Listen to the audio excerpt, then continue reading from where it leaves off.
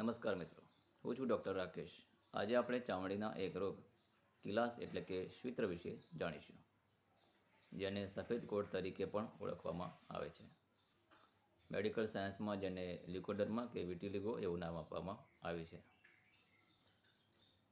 શ્વિત્રમાં એટલે કે કિલાસમાં ચામડીના કોઈ એક ભાગમાં તેનો કલર નેચરલ ન રહેતા સફેદ થઈ જાય છે.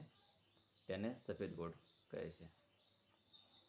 ચામડીના મોટાભાગના રોગોમાં કોઈમાં ખંજવાળ આવે છે, તો કોઈમાં બળતરા થાય છે, તો કોઈમાં ફોડા ફૂંસી થાય છે, તો કોઈમાં કોઈને કોઈ પ્રકારનો સ્રાવ થતો રહેતો હોય છે, તો કોઈમાં ચામડી પર ખંજવાળતા તે ભાગની ચામડી ખરતી હોય છે. પરંતુ સફેદ કોડના રોગમાં આમાંનું કશું જ થતું નથી. છતાં પણ જે વ્યક્તિને આ થાય છે તેને તે પરેશાન કરી મૂકનાર છે. આવા કિલાસ રોગના આયુર્વેદમાં 3 પ્રકાર બતાવે છે: દારૂણ, અરુણ અને શ્વિત્ર.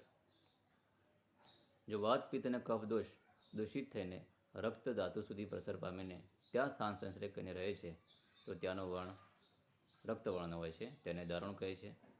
તે જ રીતે વાત, પિત્ત અને કફ દોષ દૂષિત થઈને પ્રસર પામીને માંસ ધાતુ સુધી પ્રસર પામીને ત્યાં સ્થાન સંશ્લેષ કરીને રહે છે, તો ત્યાંનો વર્ણ તામ્રવર્ણનો હોય છે, તેને અરુણ કહે છે.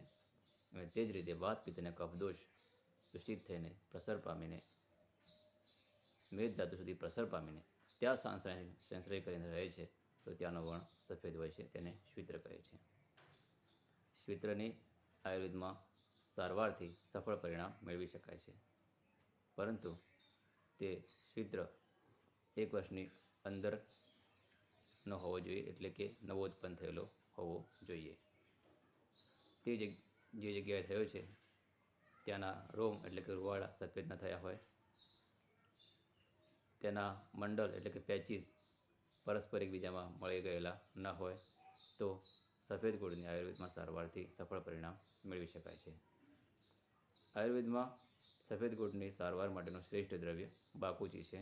આ ઉપરાંત આરોગ્યવર્ધિની વટી, મંજિષ્ઠાધિપાત, કદીરાધિપાત, કેશર ગુગળ વગેરે જેવા અનેક ઔષધિઓ છે, જેની યોગ્ય વૈદ્યની સારવાર હેઠળ ઉપયોગ કરવાથી સફેદ કોડને મટાડી શકાય છે. આ માહિતી આપને ઉપયોગી લાગે તો વિડીયોને લાઈક અને શેર કરશો. ધન્યવાદ. Thank you.